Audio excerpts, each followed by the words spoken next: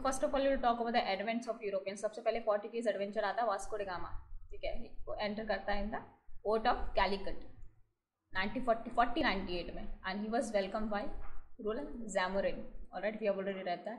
यहाँ पे क्या होता है कि फिर यहाँ पे क्या होता है कि गवर्नर अपॉइंट करते हैं। तो सबसे पहला गवर्नर कौन होता है, क्या, तो अल्मेदा सबसे पहला गवर्नर होता है, ठीक है। सबसे इंपॉर्टेंट अगर गवर्नर की बात करें तो ये अल्फोंसो दे अल्बुकर्क, जो 1509 में आता है, ठीक है। एंड बीजापुर के सुल्तान से क्या करता है, गोवा को कैप्चर कर लेता है 1510 में। ये इंपॉर्टेंट कॉन्ट्रीब्यूशन होता है। तो ये कार्टेज सिस्टम स्टार्ट करते हैं। कार्टेज सिस्टम मतलब अगर आपको ओशन को क्रॉस करना है तो यू नीड लाइसेंस, ठीक है, लाइसेंस इशू करते थे। इवन मुगल्स को भी अपने अगर नेवी शिप ले जाने होते थे तो लाइसेंस इशू किए जाते थे। सो पोर्टुगीज़ को चैलेंज करने कौन आता है, डच, ठीक है। तो ये ज़्यादा इन्हें इंटरेस्ट था with the spice island of south east Asia, India, ठीक है। तो डच आते हैं, डच के बाद इन्हें ईस्ट इंडिया कंपनी से थ्रेट मिलता है पोर्टुगीज़ को। तो पोर्टुगीज़ के बाद आती है ईस्ट इंडिया कंपनी 1600, फिर डच आते 1602, फिर डेन्स आते 1620, फिर फ्रेंच आते 1664, तो बहुत ही बाद में आते हैं फ्रेंच। फिर जो सर जॉन मिडन हॉल थे, ठीक है, फर्स्ट ब्रिटिश ट्रेडर थे, इंडिविजुअल कैपेसिटी में कोई ब्रिटिश ट्रेडर आया था तो उसका नाम था sir John Mildenhall, sir John Mildenhall. और जो भी चार्टर इशू किया जाता है जो ईस्ट इंडिया कंपनी को 1600 में, क्वीन एलिजाबेथ करती है फॉर द 15 ईयर्स। चार्टर है, you have monopoly to trade in the eastern India, ठीक है। ईस्ट इंडिया कंपनी हॉकिंस को भेजती है 1608 में जहांगीर के कोर्ट में, ठीक है, क्या परमिशन लेके आओ, तो ये इस्टेब्लिश करते हैं factory at the Surat.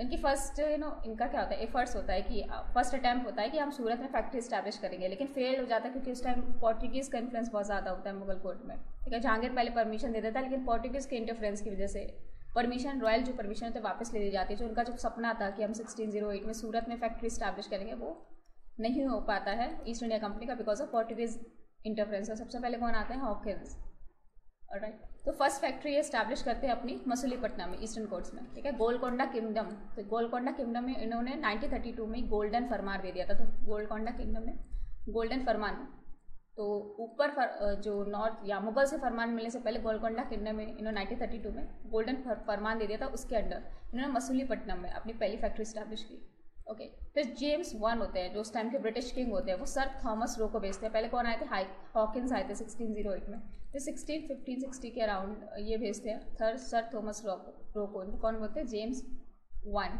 Understand कि तुम जाओ कमर्शियल ट्रीटी करो कंपनी के साथ। ये क्वेश्चन आता है, was British conquest of India was accidental. So Thomas रोते अपने 3 साल उन्होंने मुगल कोर्ट में बिताए, ठीक है, 1615 to 1618। कि ये स्टेटमेंट किसने दिया था, as long as we rule India we are the greatest power in the world. तो ये 1901 ने लॉर्ड कंसर्न ने दिया था। तो इंडिया को छोड़ने का इनको कोई वो नहीं था, बिकॉज इंडिया को कंट्रोल करना means they can become the greatest power of the world till the time they rule India. तो ये बोला था लॉर्ड कंसर्न 1901 में। तो ये स्टेटमेंट डाल सकते हैं while writing answer on this question. तो थॉमस रो 3 साल यहाँ पे रहते हैं। एंड इस टाइम कौन थी, नूरजहाँ। तो ठीक है, तो इस टाइम 1615 एंड 1618 जहांगीर को काफ़ी इंप्रेस करते हैं। तो इन्हें परमिशन मिल जाती है थॉमस रो को, कहाँ पे, सूरत में 1613, फिर बरौच, गुजरात, अहमदनगर, आगरा, यहाँ पे सारी जगह ये इस्टेब्लिश करते हैं अपनी फैक्ट्री।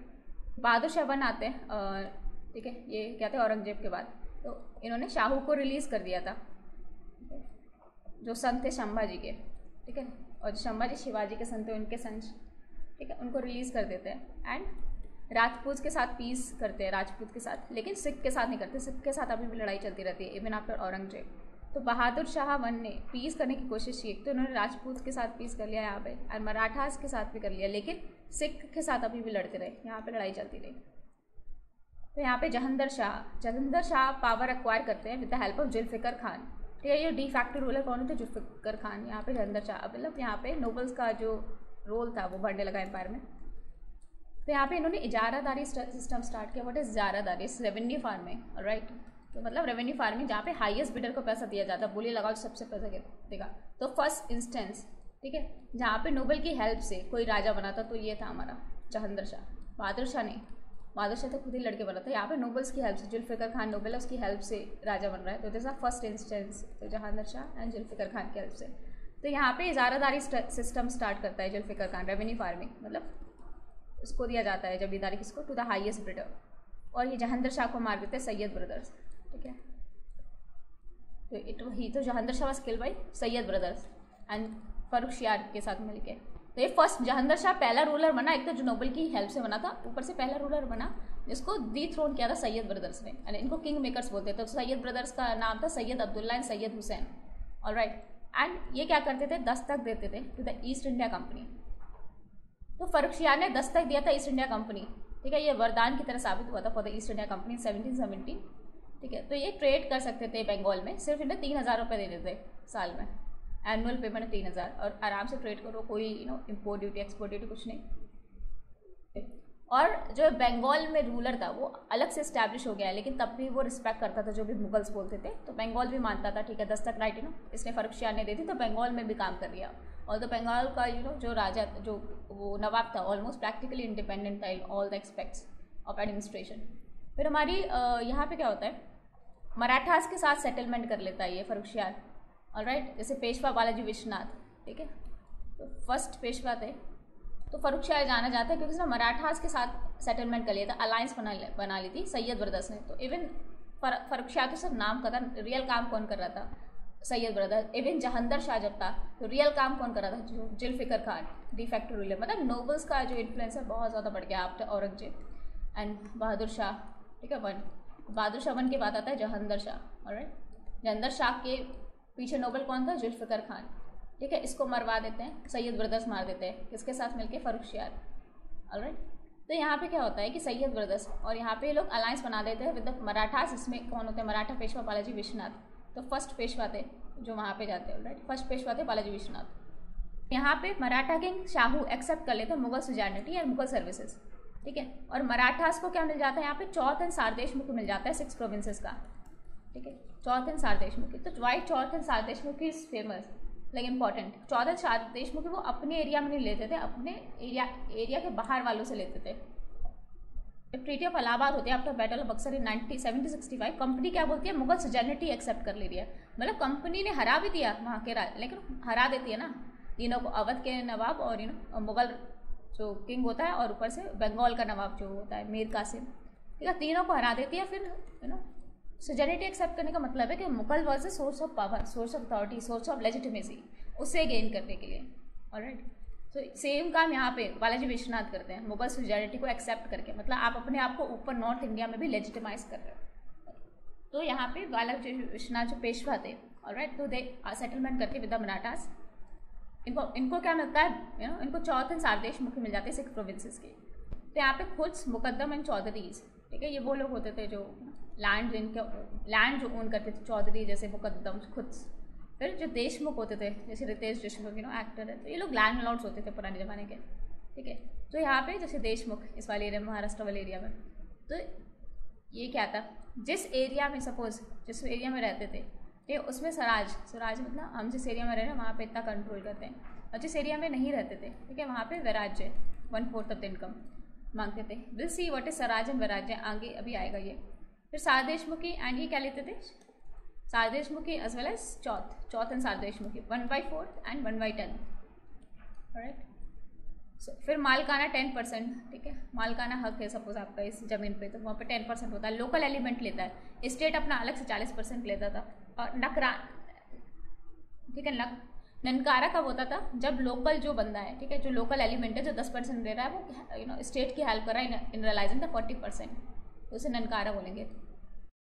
चौथ जो 1/4 कलेक्ट करते थे, ये मराठा ट्रेजरी का पार्ट बन जाता था। सारदेशमुखी ये 10% इनकम, ठीक है, किसका पार्ट होता था, मराठास का। जो मराठास होते थे उनकी पर्सनल इनकम का पार्ट होता था। फॉर एग्जाम्पल बालाजी विश्वनाथ हो गए या शाहू जी हो गए, जो पैसा होगा उनके पर्सनल खजाने में जाएगा वो सारदेशमुखी का, क्योंकि he is the land lords of all the land lord, जितने भी लैंड लॉर्ड उनका लैंड लॉर्ड है, ठीक है। 10% इनकम जाती थी।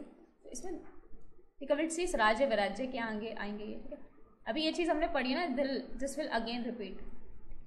तो फर्रुखशियार को, इनको कौन, फर्रुखशियार को देखो सैयद ब्रदर ही राजा बनाते हैं जहांगीर शाह को मार के। अब फर्रुखशियार को ही सैयद ब्रदर्स मार देते हैं। फिर इसके बाद आता है मोहम्मद शाह रंगीला, सबसे लंबे टाइम तक ही रहता है। तो लास्ट रूलर होता है, ठीक है, जिसको सैयद ब्रदर्स मारते हैं। और ये बड़ा चालू होता है रंगीला, सैयद ब्रदर्स को ही मार देता है, क्योंकि इसे पता था ये सैयद ब्रदर्स मुझे भी मार देंगे फ्यूचर में। तो लॉन्गेस्ट रेनिंग मोनार्क है, ठीक है, लेटर मुगल्स में देखिए सबसे ज़्यादा रहता है रंगीला, ठीक है। तो इसने 2 फेमस म्यूजिशियन को इसने पैट्रोनेज दी थी, सदरंग एंड अदरंग। तो इंपॉर्टेंट हो जाता है, देखो रंगीला रंगीले मिजाज का था, म्यूजिशियन भी चाहिए अपने उसमें, तो सदरंग एंड अदरंग, तो ये नाम इंपॉर्टेंट हो जाता है। ऑलराइट। और जो फर्रुखशियार को जो मारा था ना, इसमें हेल्प की थी बालाजी विश्वनाथ ने सैयद ब्रदर्स की मारने में 1719 में। मतलब यहाँ पे अब पेशवास का इन्फ्लुएंस इतना ज़्यादा बढ़ गया है कि वहाँ की मुगल नोबल्स हैं, लेकिन मुगल किंग्स उनको मरवाने में हेल्प कर रहे हैं। फिर मोहम्मद शाह रंगीला, ठीक है, इंपॉर्टेंट है, सैयद ब्रदर्स ने बनाया था इसको, उन्होंने बोला रंगीला है, रंगीले मिजाज का, रंगीलियत में घुसा रहेगा, हम लोग आराम से एम्पायर को चलाएंगे, लेकिन ये बहुत चालू निकला। तो लॉन्गेस्ट रेनिंग है और 2 फेमस म्यूजिशियन इसने इंट्रोड्यूस किए थे, सदरंग अंदरंग, ये इंपॉर्टेंट क्वेश्चन बन सकता है। एंड इसने, ठीक है, डेवलप किया था ख्याल फॉर्म ऑफ हिंदुस्तानी म्यूजिक, ख्याल फॉर्म ऑफ। यहाँ पे वो होता है फिजिकल डिसइंटीग्रेशन हो जाता है, ये क्वेश्चन आ चुका है यूपीएससी में कि किसके दौरान मुगल एम्पायर का फिजिकल डिसइंटीग्रेशन हो गया था। जैसे यहाँ पे अवध अलग बन गया, बंगाल अलग बन गया, हैदराबाद में अलग बन गया, ठीक है, तो ये अलग बन जाते हैं। किसके टाइम फिजिकल डिसइंटीग्रेशन होता है? At the time of Mohammad Shah Rangila. कौन से म्यूजिशियन थे?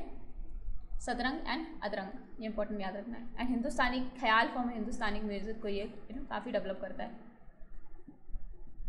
तो फिर हमारा आता है, ठीक है, इसके टाइम ही रंगीला के टाइम नादिर शाह का इन्वेजन होता है 1739, पर्शिया का किंग था, पर्शिया, ईरान का। तो ये बैटल ऑफ करनाल होता है, इंपॉर्टेंट होता है, बैटल ऑफ करनाल 1739, ठीक है। तो यहाँ पे ये नादिर शाह 2 इंपॉर्टेंट चीज़ें ले जाता है मुगल से, एक तो पीकॉक थ्रोन, ताकते ताउस बोलते थे, और कोहिनूर डायमंड चुरा के ले जाता है नादिर शाह। किसके टाइम आता है? रंगीला के टाइम आता है। बैटल ऑफ करनाल, बैटल नाम याद रखना है, 1739 बैटल ऑफ करनाल में पीकॉक थ्रोन एंड तख्ते ताउस कोहिनूर डायमंड ले जाता है ये Nadir Shah, king of Persia. फिर आता है अहमद शाह, ठीक है, ये अपॉइंट करता है Safdarjung as wazir who come to be known as nawab wazir of Awadh, ठीक है। अहमद शाह सफदरजंग को वजीर की तरह अपॉइंट कर देता है। अहमद शाह की एक इंपॉर्टेंट याद रखनी है कि इसने सफदरजंग को वजीर की तरह अपॉइंट किया था, सफदरजंग जो नवाब अवध था वजीर का। फिर शाह आलम 2 आता है, जो बैटल बक्सर होता है 1764 में, उस टाइम कौन था? शाह आलम 2, ठीक है, 1764 में पार्टिसिपेट करता है। तो यहाँ पे कौन होते हैं? नवाब सिद्दौला ऑफ अवध, मीर कासिम ऑफ बंगाल। तो बैटल ऑफ बक्सर में 3 एम्पायर पार्टिसिपेट करते हैं, तो दिल्ली में, ठीक है, दिल्ली का ये हो गया शाह आलम 2 मुगल थ्रोन का। फिर अवध है यहाँ पे, अवध जैसे ना यूपी वाला एरिया, तो यहाँ पे अवध में कौन है? नवाब शुजा-उद-दौला ऑफ अवध ये, और बंगाल का मीर कासिम ऑफ बंगाल, ये तीनों पार्टिसिपेट करते हैं, तीनों हरा देती है ईस्ट इंडिया कंपनी। फिर साइन होती है ट्रीटी ऑफ इलाहाबाद, राइट। तो ट्रीटी ऑफ इलाहाबाद साइन होती है 1765 में, ठीक है। और रॉबर्ट क्लाइव इसमें ट्रीटी साइन करवाता है, नेगोशिएट करता है रॉबर्ट क्लाइव 1765 में। एंड जो मुगल होता है वो एक्सेप्ट कर लेता है ब्रिटिश प्रोटेक्टोरेट, मतलब ब्रिटिश के प्रोटेक्शन में रहेंगे। तो जब बैटल ऑफ प्लासी हो रही थी उस टाइम आलमगीर 2 था, व्हाट जब बैटल ऑफ प्लासी हो रही थी, ठीक है, जिसमें थे सिराजुद्दौला, तब ये 1754 to 1759 Alamgir was the emperor, जो जहांगीर शाह का सन था। और जब बैटल ऑफ बक्सर हो रही थी तब शाह आलम 2 थे, और वैसे कौन थे? आलमगीर। तो जब बैटल ऑफ प्लासी हो रही थी तब शाह आलमगीर 2 था, ठीक है, फ्रॉम 1754 to 1759। जब बैटल ऑफ बक्सर हो रहा था तो शाह आलम 2 था, ठीक है। So we have seen battle of Plassey 1757, उस टाइम कौन था king? It was Alamgir 2 and Shah Alam 2 तो डायरेक्टली इन्वॉल्व था बैटल ऑफ बक्सर में। तो मुगल में होता है शुबादार, ठीक है, वॉज अ प्रोविंशियल हैंड, शिल्प सालार he was a head of military contingent, and nazim, Nizam किसे बोलते थे? निज़ामर, मैनेजर, ऑलराइट। सो ठीक है, यहाँ पे सेपरेशन ऑफ पावर है, to check on the power, ठीक है, सेपरेशन ऑफ पावर है कि एक ही बंदे के पास पूरी पावर नहीं दी गई है। ठीक है, दीवान को अपॉइंट किया जाता था फॉर द रेवेन्यू मैटर, और डायरेक्टली एम्परर को रिस्पॉन्सिबल होता था। दीवानी मतलब रेवेन्यू कलेक्शन राइट्स। फिर क्या होता है यहाँ पे, ठीक है, ट्रीटी ऑफ इलाहाबाद में जो शाह आलम 2 है, ईस्ट इंडिया कंपनी को दीवानी राइट मिल जाती है, ठीक है, तो किसकी? बंगाल की, ठीक है। यहाँ पे ट्रीटी ऑफ इलाहाबाद से बंगाल, बिहार और उड़ीसा की मिल जाती है। तो दीवान को अपॉइंट कौन करने लगा है? East India Company. तो डायरेक्टली रिस्पॉन्सिबिलिटी नहीं लेता ईस्ट इंडिया कंपनी, दीवान को अपॉइंट करता है। दीवान किसके अंडर थे? बंगाल ऑफ नवाब, ठीक है, नवाब ऑफ बंगाल के अंडर। लेकिन ये रिपोर्ट करते थे ईस्ट इंडिया कंपनी को, नाम के लिए तो नवाब के अंडर है, लेकिन रिपोर्ट किसको करे? East India Company. East India Company appoint करती थी, रिमूव करती थी, तो नवाब के वो लोग सुनते भी नहीं थे। तो यहाँ पे क्या होता है कि देखिए, ओके, सो लॉन्ग टाइम जो पोस्ट ऑफ दीवान, ठीक है, पहले शुबादार और शिल्प सालार के साथ दीवान की पोस्ट इंटीग्रेटेड थी। जब ईस्ट इंडिया कंपनी आती है उसे सेपरेट कर देते हैं।